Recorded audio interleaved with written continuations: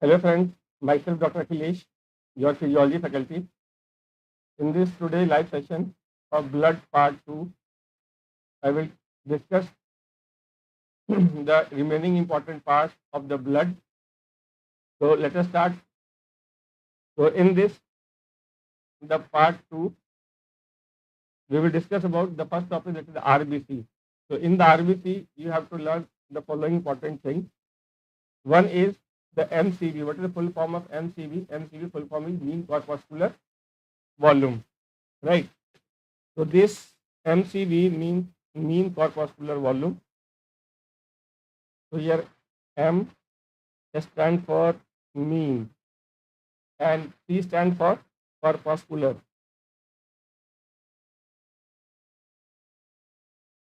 and V stands for volume. So mean corpuscular volume.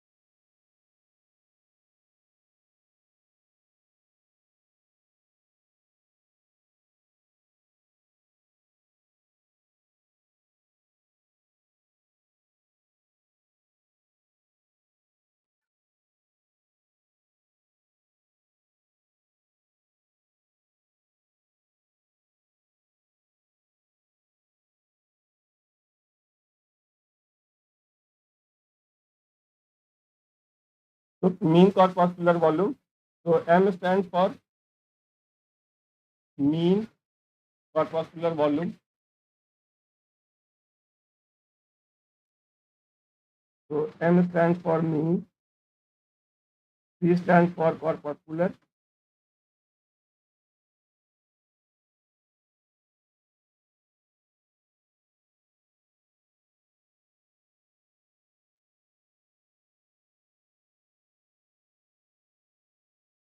so MCV. So what is the normal value of the mean corpuscular volume? So the normal value is, it is 90 plus minus 8 pentoliter. It is 90 plus minus 8 pentoliter. FL means pentoliter, right?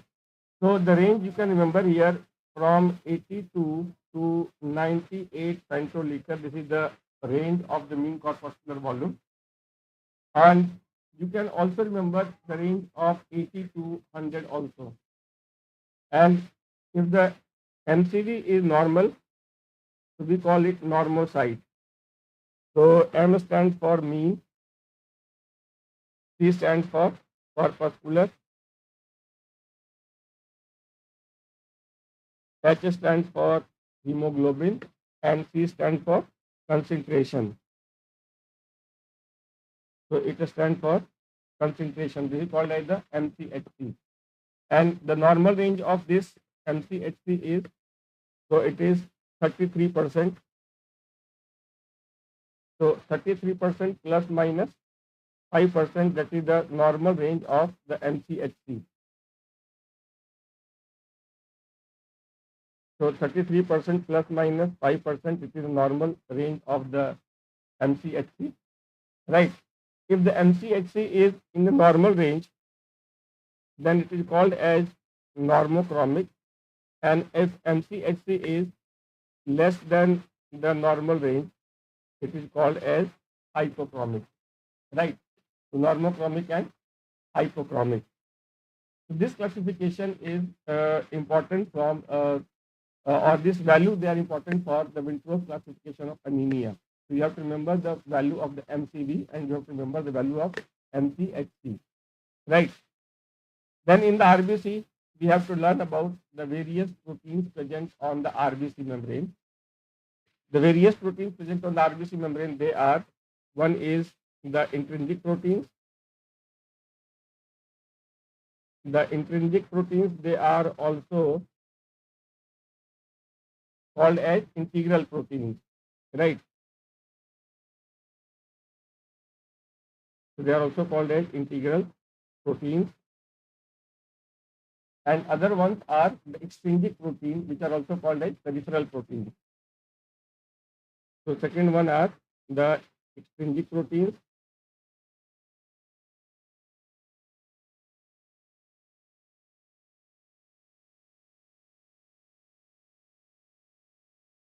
also called as the peripheral proteins.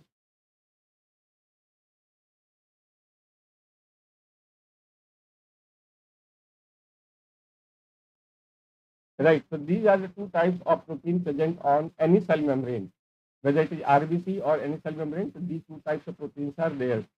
So in the RBC membrane, you can see here that what are the integral proteins or intrinsic proteins and what are the extrinsic proteins. So in the diagram, you can see here the intrinsic protein means those proteins who are embedded in the cell membrane or they will pass through and through the cell membrane. They are called as intrinsic or integral. So in the diagram, you can see here that the protein, this protein or this protein or this protein or this protein. These proteins which I have encircled, they are the intrinsic proteins, right? Then what are the names of these proteins?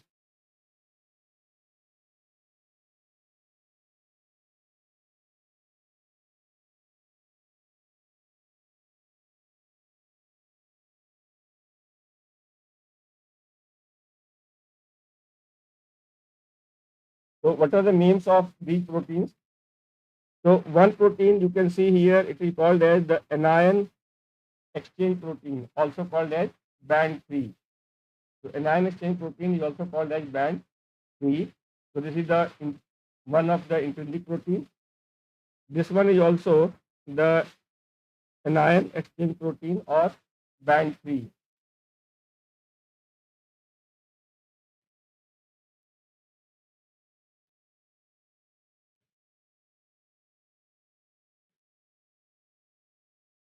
Then the other one is the protein you can see here, it is called as glycophorin. So this one is also glycophorin and this one is also glycophorin.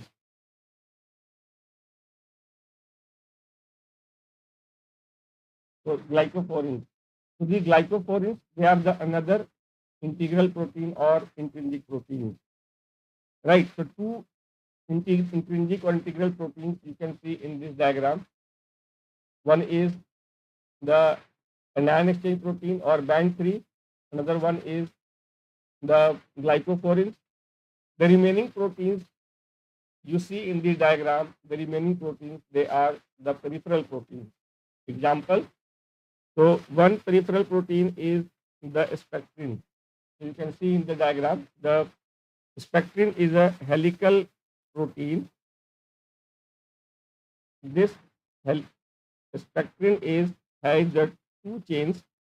One is the alpha chain, other is the beta chain. So this spectrin is attached with the cell membrane with the help of another peripheral protein. This protein is called as ankyrin. It is also held with the cell membrane with the help of other proteins, adenosine, actin, the tropomodulin, the band 4.9, the tropomyosin, right? The band 4.1. So these proteins, they help to attach the spectrin with the cell membrane, right? And so remember this, the intrinsic proteins, they are two types. One is the one is the anion exchange protein, also called a band 3. Other one is the glycophorins. The remaining proteins, they are peripheral proteins. Example, peripheral proteins are spectrin, the ankyrin, band 4.1, band 4.2, band 4.9, tropomyosin, tropomodulin. These are the peripheral proteins. So this I will show with the help of table also. So look at this table here. You can see here that we give the various band numbers to the proteins present on the RBC membrane. So this band number is from 1 to 7. So these are the various band numbers we give to the RBC membrane proteins. In this list, you can see here the proteins are either integral protein or they are peripheral proteins. And in the integral protein, you can see here the one name. Its name is anion exchange protein, which is also given the band number 3. And the other integral protein is glycophorin A, B, and C. So these two are the integral proteins. And in terms of the molecular weight, so you can see here that the molecular weight of anion exchange protein is 100, and the molecular weight of the glycophorins is 31, 23, and 28. So the glycophorins, they have less molecular weight, right? So out of these two, the anion exchange protein, they have large molecular weight. So anion exchange protein is the major integral RBC membrane protein. So anion exchange protein is the major integral RBC membrane protein. So remember about this, the anion exchange protein, right? And in this table, you can also see here that the remaining proteins are the peripheral proteins, whether spectrin, alpha, beta, or enchirine, they all are peripheral proteins.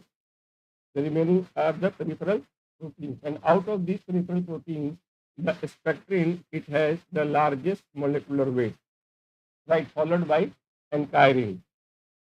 So these two proteins, they are the very large proteins on the RBC membrane. So which one is the largest RBC membrane protein? So the largest RBC membrane protein is spectrin. So this is the spectrin. They are the largest RBC membrane protein. The largest RBC membrane protein is spectrin, right?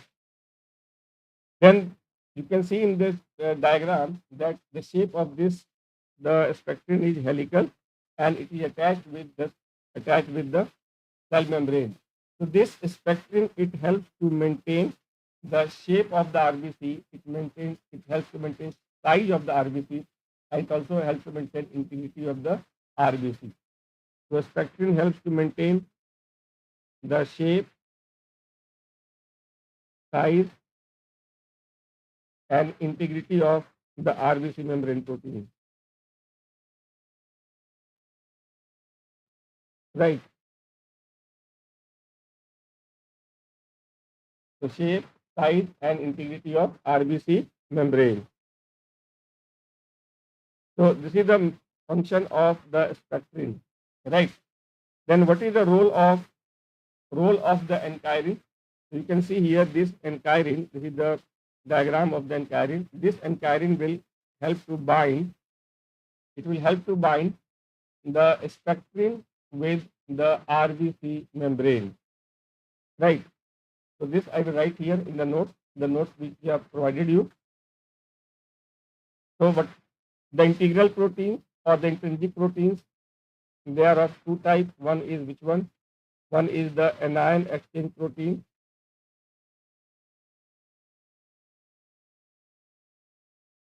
and other one is the glycophorins.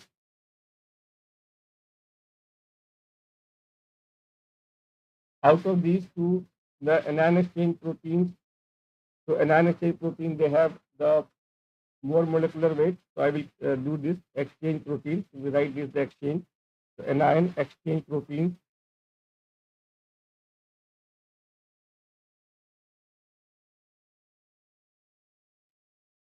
So they have the more molecular weight. So it is the major integral RBC membrane protein. So it is a major integral RBC membrane protein, right? So this you have to remember about the intrinsic protein or integral protein. Remaining proteins are peripheral proteins. Then in the peripheral protein, you have to remember about the spectrin and then enchirine. So ankyrin, number one thing is it has the largest, it is the largest RBC membrane protein, largest RBC membrane protein.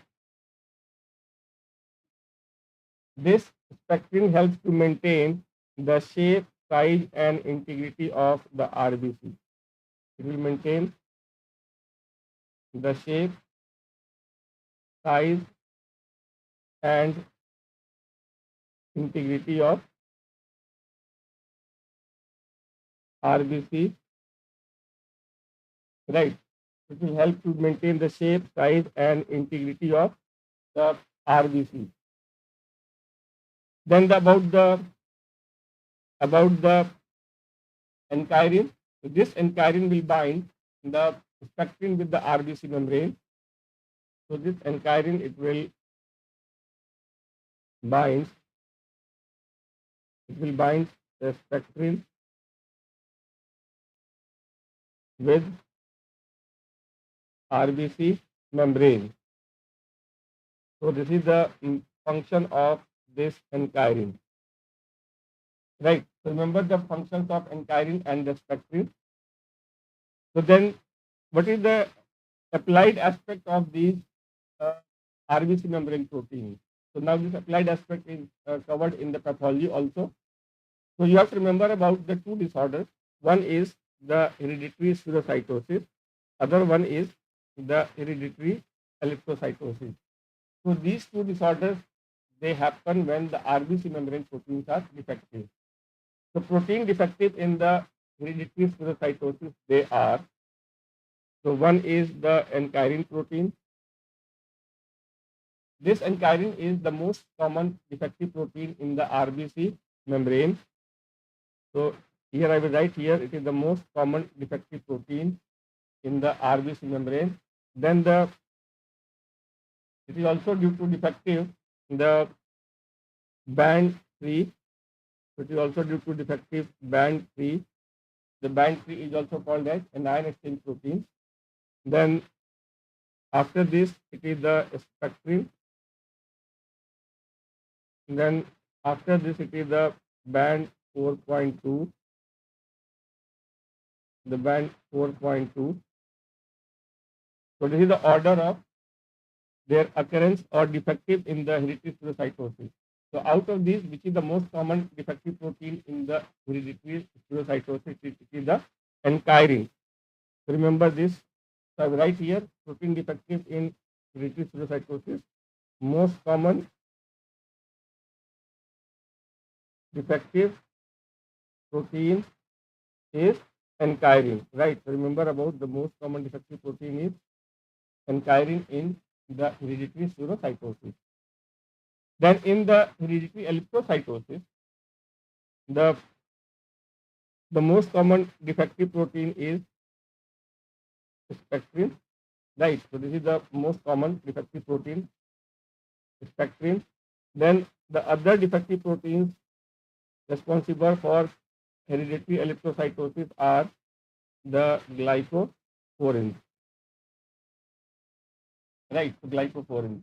So out of these two, spectrin is the most common. So we write here, most common is spectrin. So most common defective protein in hereditary erythrocytosis is spectrin. So here most common defective protein is spectrin. Right, so most common defective protein is spectrin. So here I have used the short form of the protein. PRT is what? PRT is protein. Right. Or if I use this, the full form also, then I will write here the full form. The protein means, PRT means protein. So I will write here the protein here. The protein,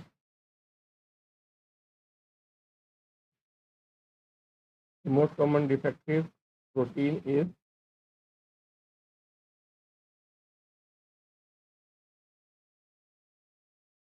the most common defective protein is In the hereditary spherocytosis, it is enchirine, and in the hereditary erythrocytosis, this is the spectrum, right? So this was about the RBC membrane. Then after this, the next topic in the blood is the erythropoietin. So this is also very important from the Janssen point of view. Erythropoietin. So erythropoietin, what is the nature of the erythropoietin? It is a glycoprotein. The nature of erythropoietin is it is glycoprotein. Then what are the sources of the erythropoietin? It has two sources, right? One is the kidney. So one source is kidney, and other source is the liver. So two sources are there. Out of these two sources, which is the main one? So kidney produces approximately 80 to 85% of the total erythropoietin, and the liver will produce 15 to 20% of the total erythropoietin. So out of these two, which is the main source of the erythropoietin? So this main source is in the kidney, right? From where in the kidney this erythropoietin is produced? So in the kidney, it is produced by the interstitial cells of peritubular capillaries. So this is produced by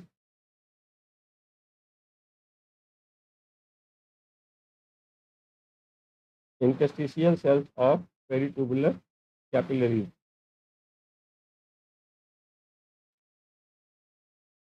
So interstitial cells of peritubular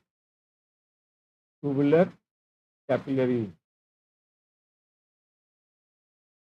So this is also asked in the exam.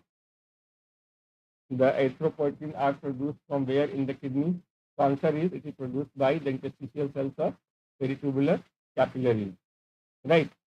So nature of erythropoietin is glycoprotein. The two sources are there, kidney and liver. Out of these two sources, kidney is the main source. 80 to 85% of the erythropoietin comes from the kidney, and 15 to 20% comes from liver. And from where in the kidney is the main source, is produced mainly by the interstitial cells of peritubular capillaries.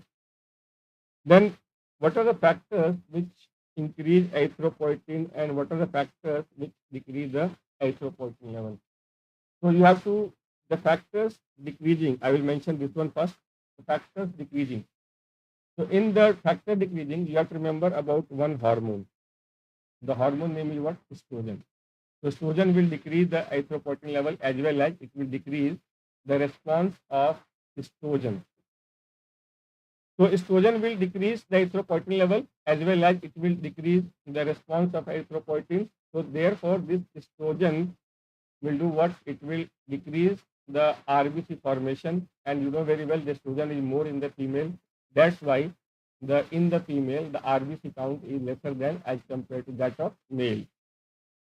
So because of the estrogen, female have lower RBC count as compared to male. So lower RBC count as compared to male, because female they have more estrogen as compared to male, right? So remember this hormone estrogen. Now the other thing is the source of the erythropoietin is kidney. So renal failure and the removal of the kidney, that is nephrectomy, it will decrease the level of estrogen, decrease the level of erythropoietin. And the other source of erythropoietin is liver. So the liver diseases or liver cirrhosis, they will decrease the level of erythropoietin. So liver diseases, liver cirrhosis, they will decrease the level of erythropoietin, right? So remember estrogen, then renal failure, then removal of kidney or liver diseases or liver cirrhosis, they will decrease erythropoietin. The factors which increase erythropoietin, the main factor is, or the most important is the hypoxia, right? Hypoxia is the most important factor for erythropoietin production, and hypoxia occurs at where? The hypoxia will occur at high altitude. When we go to high altitude, the oxygen CO2 will decrease and it will lead to the hypoxia. So it occurs at high altitude, right? So at high altitude, erythropoietin level will be high. So therefore, the people who live at the mountains, they have more RBC as compared to the people living at the plains, right? So therefore, mountain dwellers have more RBC.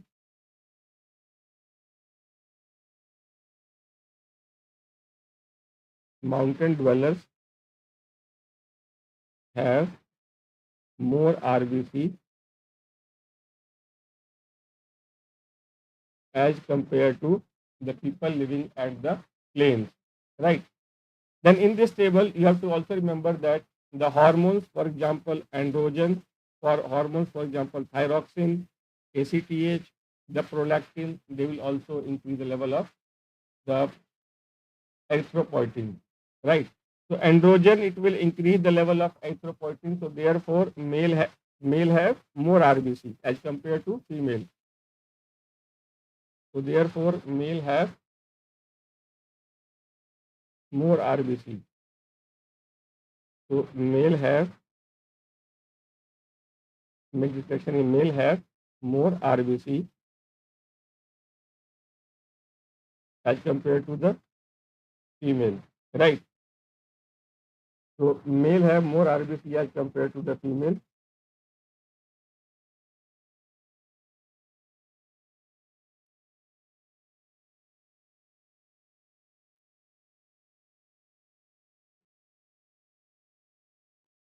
More RBC as compared to the female. Then in this, you can also see here that the catecholamines. Catecholamines, for example, epinephrine and norepinephrine, they will lead to the renal vasoconstriction and they will lead to renal hypoxia. By this, inducing renal hypoxia, they will increase the level of erythropoietin. So epinephrine and norepinephrine, they will do what? They will lead to renal vasoconstriction and they will lead to renal hypoxia. And they will increase the level of erythropoietin. Right. Then in this table, we have to focus on this one also, the products of the RBC destruction or the hemolysis. These products of RBC destruction, they will also increase the level of erythropoietin. So what happens is that whenever there is breakdown of the RBC, then these RBC breakdown products, they will stimulate erythropoietin, and this erythropoietin will enhance the erythropoiesis and will try to increase the RBC count. Right. So these are the important highlighting points from this table. Then what is the function of the erythropoietin or action of the erythropoietin? This erythropoietin, it will act on the bone marrow and it will stimulate the erythropoiesis.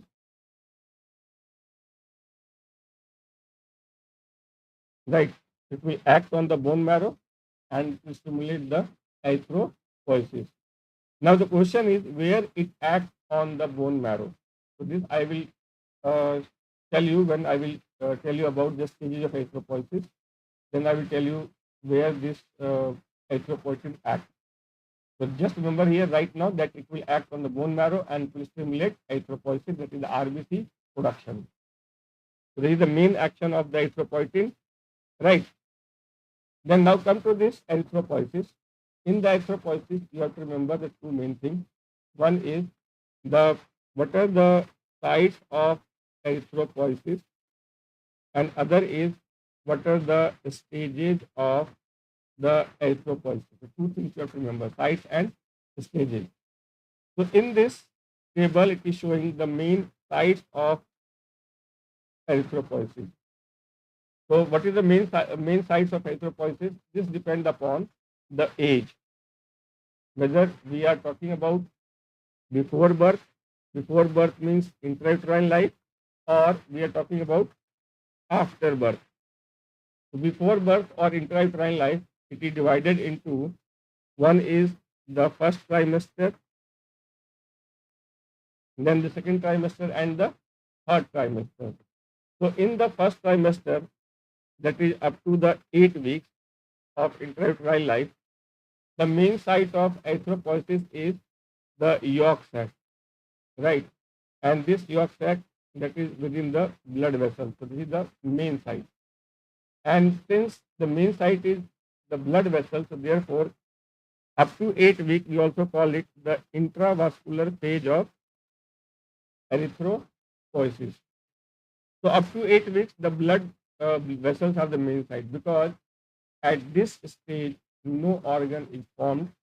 So blood vessels, they are the main site of erythropoiesis.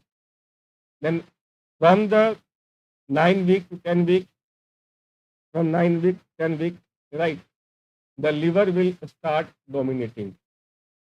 The liver will start dominating, and the mesoderm of the yolk sac, it will slowly decrease. And from this 11 to 28 weeks, liver will completely dominate. So liver becomes the main site here, and the spleen also participates from 11 to 28 weeks, right? So this 11 to 28 weeks, you can also say that mainly in the second trimester. So liver and the spleen, they are the main ones. Then from the third semester or 29 weeks onward till delivery, the red bone marrow, they are the main site, right? So in the intrauterine life, you have to remember one is blood vessel, other one is liver, third one is bone marrow. When is the blood vessels main site? The blood vessels are main site up to 8 weeks. The blood vessel is main site. 9 to 10 weeks, the liver will start dominating and blood vessel will start decreasing. So 9 to 10 weeks, liver it will dominating as over the blood vessels.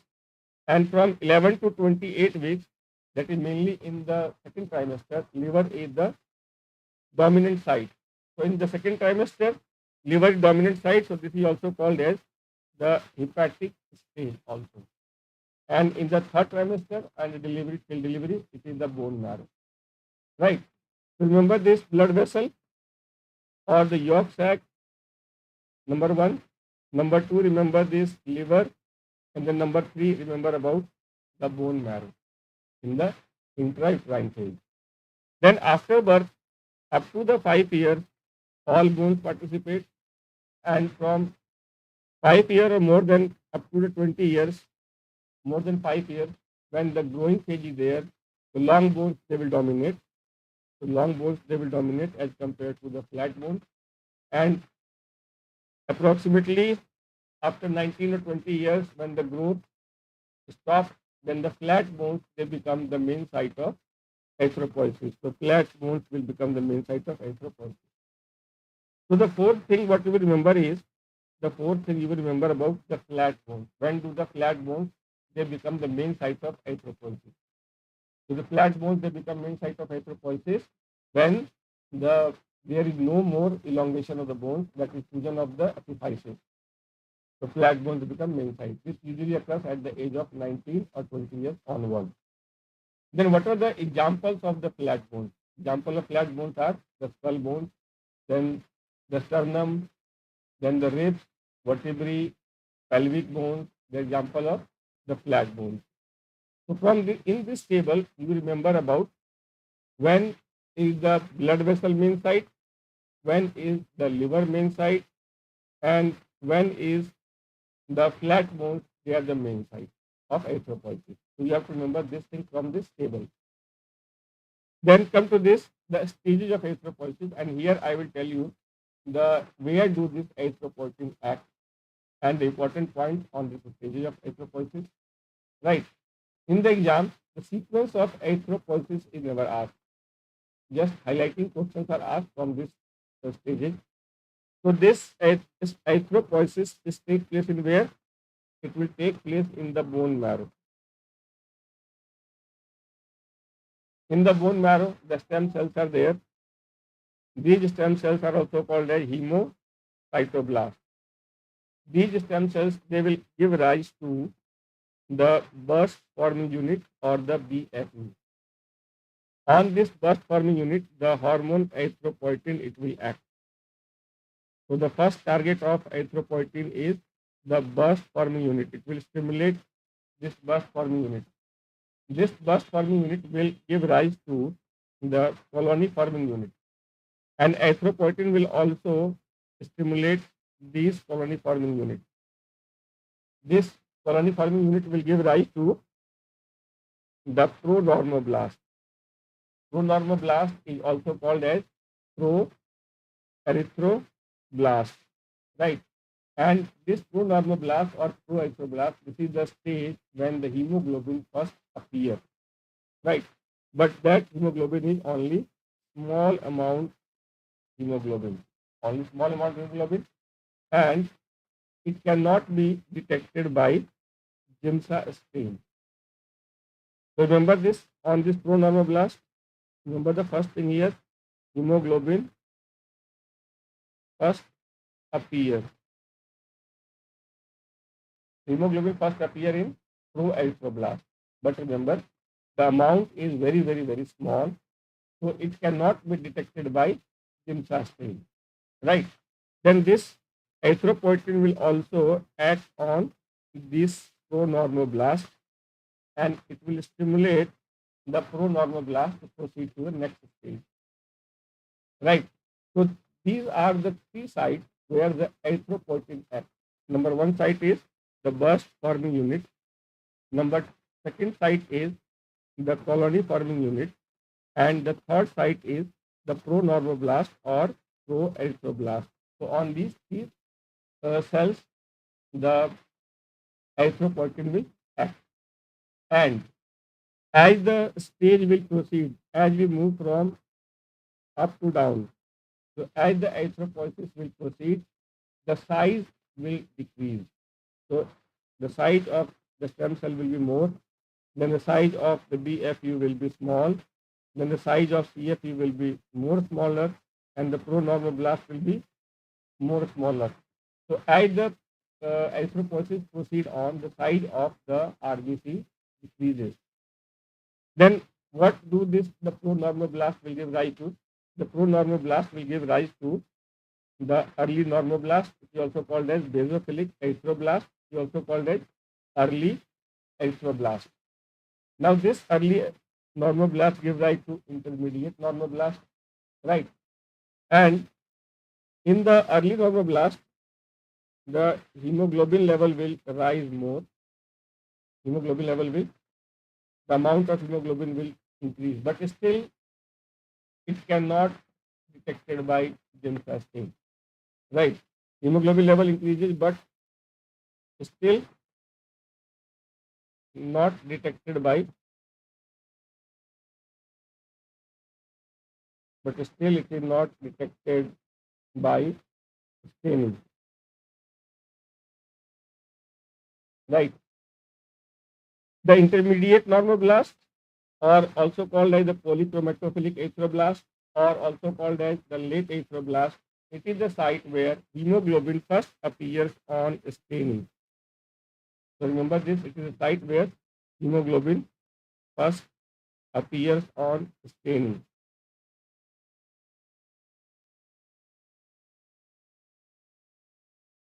So hemoglobin first appears on staining. So this is a site when hemoglobin first appears on staining. That is intermediate or normoblast, because here the hemoglobin amount will increase, and here the hemoglobin first appears on staining. And also you have to remember, at this intermediate normoblast, the mitosis is most active in the erythropoiesis.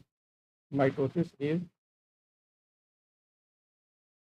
most active at this stage, right? Then this intermediate normoblast will give rise to late normoblast, which is also called the orthochromatic erythroblast. right? Then this late normoblast had two phases. One is early late normoblast, then other one is the late normoblast. Two phases are there, right? Then this late normoblast will give rise to reticulocyte. The reticulocyte, it contains the fragment of RNA. It will give rise to, it has the fragments of RNA in it, right? And this reticulocyte will give rise to the erythrocyte. This erythrocyte is also called as the mature RBC. This is also called as mature RBC. This is enucleated. The nucleus is not there. So remember this, in the late phase, the nucleus will disappear. Late normoblast, the nucleus will disappear in this stage, right? So erythrocyte, it is also called a mature RBC. It is enucleated, means no nucleus is there, enucleated, and the size is approximately 7 to 8 micrometer in size, right? The size is 7 to 8. The, if I say more refined, it is 6.8 to 8.3 micrometer in size. You can broadly remember 6 to 8 micrometer in size, right? So this is the sequence of the erythropoiesis, and I have highlighted all the important questions on this stages of erythropoiesis, right? Then I also told you that as the erythropoiesis stage will progress, the size of RBC will decrease, right? Then in this you have to remember about the role of the vitamin B12 and folic acid. So before that, just I told you the size of RBC decreases with subsequent stages of erythropoiesis. Then what is the role of vitamin B12 and folic acid? These two vitamins, they are required for maturation of RBC. So they are required for maturation of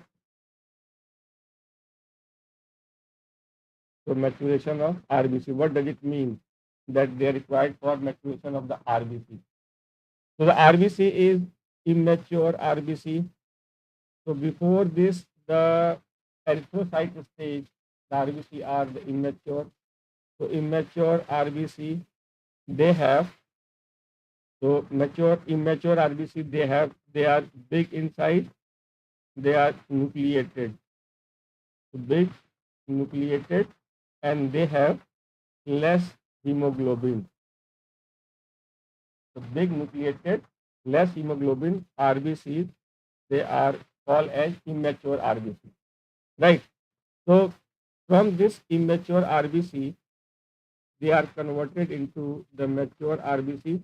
Mature RBC also called as erythrocyte. So this is small in size, right? Small in size, and so mature RBC is small in size, and it is anucleated, means, or it is also called as non-nucleated. Nucleus is not there, and it has the more hemoglobin. So they are called as the mature RBC. So vitamin B12 and the folic acid, they are required for maturation of the RBC. So this is the requirement of vitamin B12 and folic acid. So what will happen in the deficiency of the vitamin B12 and folic acid? If these two vitamins are deficient, B12 and folic acid are deficient, then this will lead to what?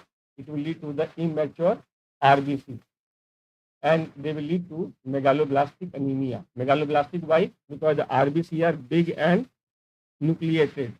So big and nucleated RBC will be there. It is called as megalocyte. Anemia, because these RBC will be broken down, the count will decrease, leading to the anemia. So vitamin B12 and folic acid deficiency and the folic acid deficiency, it will lead to what? It will lead to the megaloblastic anemia.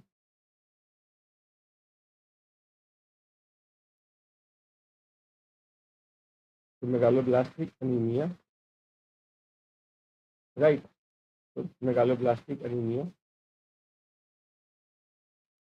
So this is the importance of B12 and folic acid. Then in this, what is the, remember one line about the reticulocyte? Reticulocyte, I told you that they have the fragments of RNA. Then what is the reticulocyte count at the birth? Reticulocyte count is 2 to 6% of the total RBC. So 2 to 6% of total RBC. This is the reticulocyte count at birth. And in adults, it is less than 1%. So in adults, it is less than 1% of total RBC. Then in this, now come to this, the next topic of the blood, that is the Wintrobe classification of anemia. This Wintrobe classification of anemia is based on, it is based on the two values. One is the value of MCV, that is the mean corpuscular volume. On the basis of mean corpuscular volume, it is classified into normocytic when the MCV is normocytic. Then it is called as macrocytic when the MCV is more than 100 femtoliter, and it is microcytic when the MCV is less than 80 femtoliter. So normocytic, macrocytic, and microcytic. Then it is also based on the MCHC, that is the mean corpuscular hemoglobin concentration, and on the basis of MCHC, it is classified as the normochromic and the hypochromic. Normochromic means what? Normal MCHC, and hypochromic means what? The MCHC is less than normal. So MCHC is less than normal. It is called as hypochromic. So in this table, you can see here there are 1, 2, 3, 4, 5, 6. So there are 6 classification here. Now let us come to one by one. So in this box is called as the, on this basis of MCV, it is called a microcytic. So this is a microcytic, and on the basis of MCHC, it is called as hypochromic. So this one is called as, the microcytic and hypochromic, right? So this is called as microcytic and hypochromic. So this one is called as microcytic and hypochromic, right? So then what are the causes of microcytic and hypochromic anemia? What are the causes of microcytic and hypochromic anemia? So in this microcytic and hypochromic anemia, you can remember the mnemonic here. The mnemonic here is list, right? So I will write here the causes of this, the microcytic and hypochromic anemia. So microcytic and hypochromic, you can remember the mnemonic. Microcytic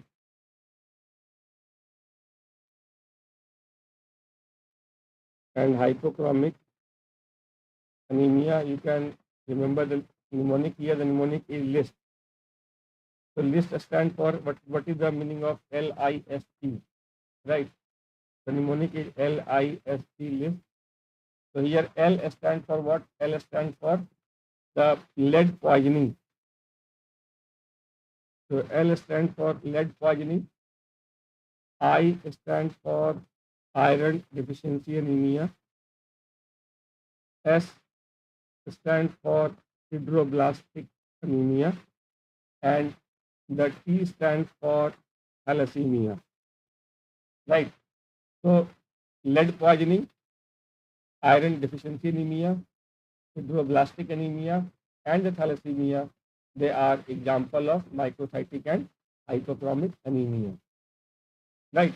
Then also remember that the celiac disease and the hookworm infestation, these two, they will lead to the iron deficiency anemia. So they will lead to the iron deficiency anemia. So they are also example of celiac disease and hookworm. They will lead to iron deficiency anemia. So therefore they are also example of the microcytic and hypochromic anemia. They will also become microcytic and hypochromic anemia. Right. Remember about celiac disease and hookworm infestation. Right. Then in this table, you have to, after this microcytic and hypochromic, now focus on this table, this portion of the table. This portion is called as, on the basis of MCV, it is called as macrocytic, and on the basis of MCHC, it is called as normochromic. So this is called as the macrocytic and normochromic, right? This is called as the macrocytic and normochromic.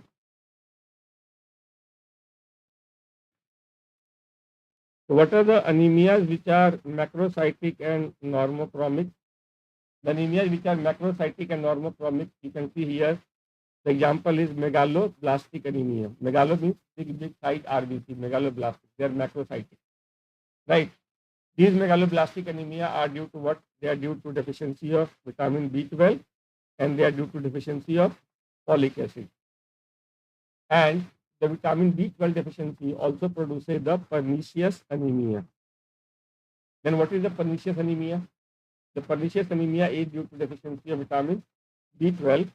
So this I will write here. The pernicious anemia is, it is the it is the megaloblastic anemia plus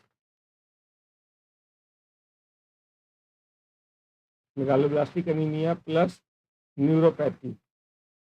So there will be peripheral, there will be neuropathy also. So this is called as pernicious anemia. Megaloblastic anemia plus neuropathy is called as pernicious anemia.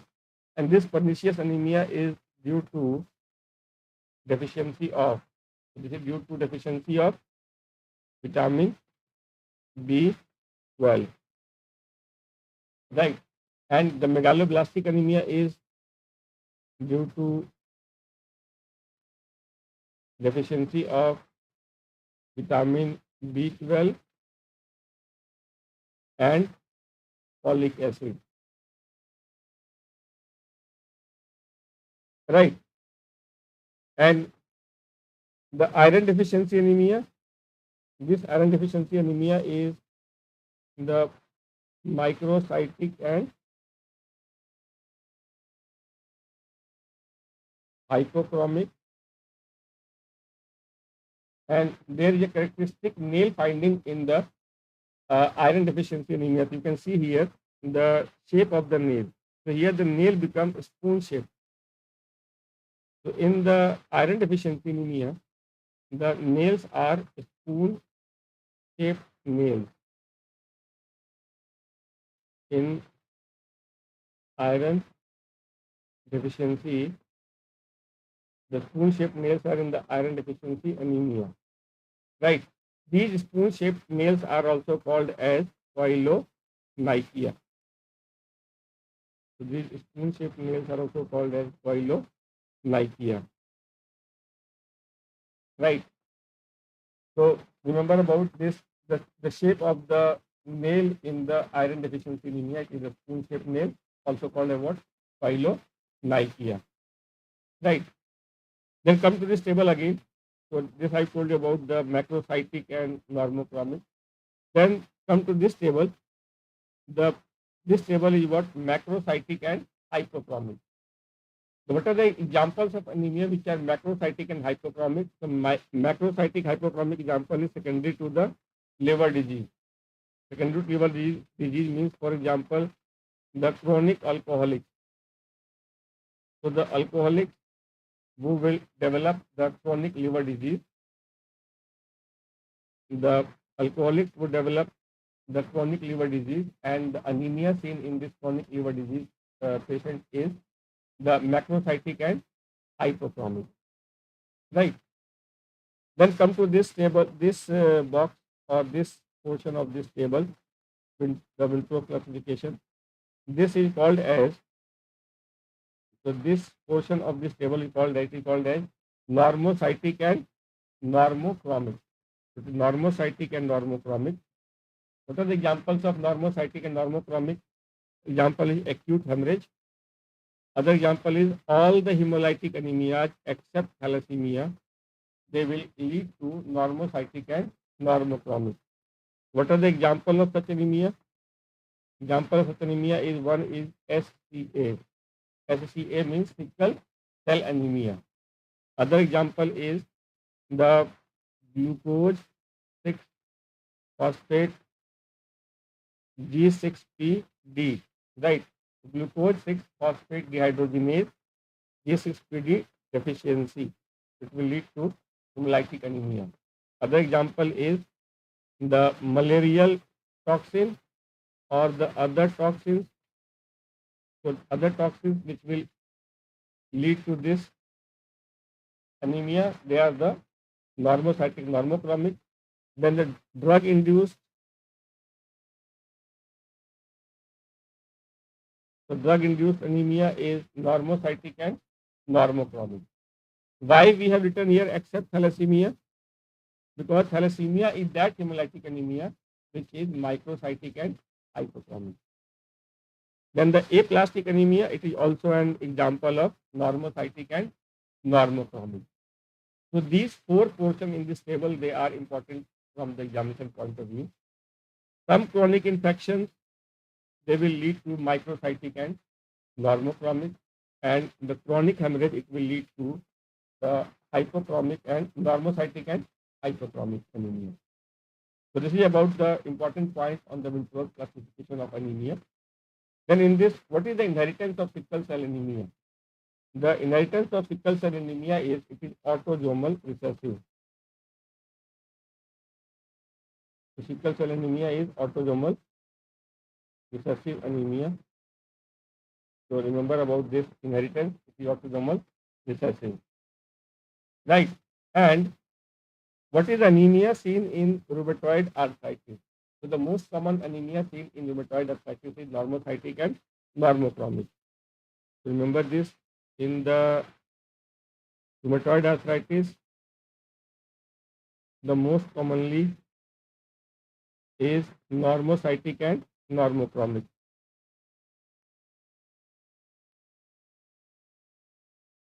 Normocytic, normochromic. Normocytic and normochromic. So most common anemia seen in the rheumatoid arthritis is normocytic and normochromic.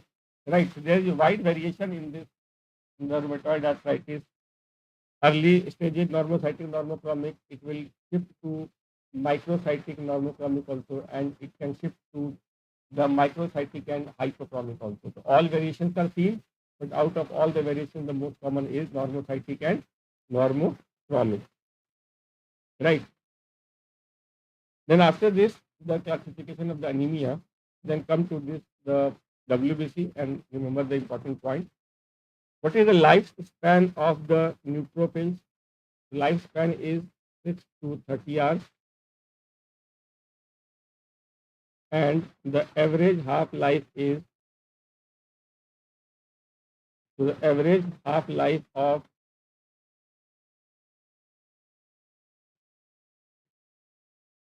neutrophil is 6 hours. Remember this 6 hours is very frequently asked in the exam. What is the average half life of neutrophils? It is 6 hours, right? Then the which cells produce histamine? Remember the most commonly cell producing histamine is the mast cells. From the geometrical point of view, remember this cell name mast cell. And the neutrophils, it will show the oxygen burst, also called as oxidative burst, also called as respiratory burst. So the cell which show oxygen burst or oxidative burst is neutrophil, right? It is a major phagocytic cell. And which enzyme is mainly responsible? Enzyme name is oxidase. And which oxidase mainly? The main oxidase is NADPH oxidase. So this oxidase or this NADPH oxidase is mainly responsible for this oxygen burst. Then remember that another point in the WBC, which cell is responsible for production of the macrophages? The macrophages, they are produced by which WBC? The answer is the monocytes. Right. So macrophages are produced by the monocytes. Remember this WBC name. Then in the pertussis, which WBC count will rise more? So in the pertussis, it is the lymphocytes which will rise more. So there is lymphocytosis seen in the pertussis. And what are the causes of eosinophilia? In the medicine, you will read a lot of causes of the eosinophilia. But from the physiology point of view, I will tell you here the three main causes of the eosinophilia. One is the allergic conditions or the allergic diseases. Here, the eosinophil count will increase. So allergic conditions or allergic diseases. Then the worm infestation. So in the worm infestation, the eosinophil count will rise up. And in the skin diseases, again here, the eosinophil will rise up. So remember the allergic reactions or allergic diseases, the eosinophil count will rise, the worm infestation and the skin disease, eosinophil count will rise. And this eosinophil count is inversely related to the cortisol level. What does it mean? This means that in early morning means from 6 to 9 a.m., there is the ACTH level is maximum. ACTH is what? Adrenocorticotropic hormone. So ACTH level is maximum, and when the ACTH level is maximum, so therefore in the morning the cortisol level is also maximum, right? And when the cortisol level is maximum, so this cortisol will decrease the eosinophil count. So eosinophil count is minimum in the morning. Eosinophil count is minimum in the morning. It is minimum in the morning, right? So from 6 to 9 a.m. it is ACTH is maximum, cortisol is maximum. So eosinophil count is minimum because the cortisol and eosinophil level, they are inversely related to each other. And when it is evening time from 6 to 9 p.m. in the evening, the ACTH is minimum, and hence the cortisol is also minimum, right? And therefore the eosinophil count is maximum in the evening. So eosinophil is maximum in the evening.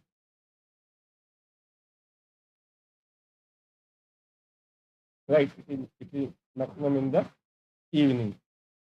So these are some important points on the WBC, and this was about the today's live session, right? So you can send your comment on my WhatsApp number 7063956 You can send your comment on this WhatsApp number, right? If you like this video, then press the like button and please do subscribe this channel for to get the notification of the upcoming videos.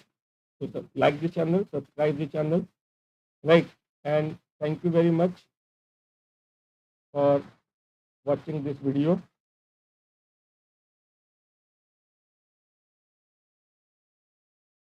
So thank you very much.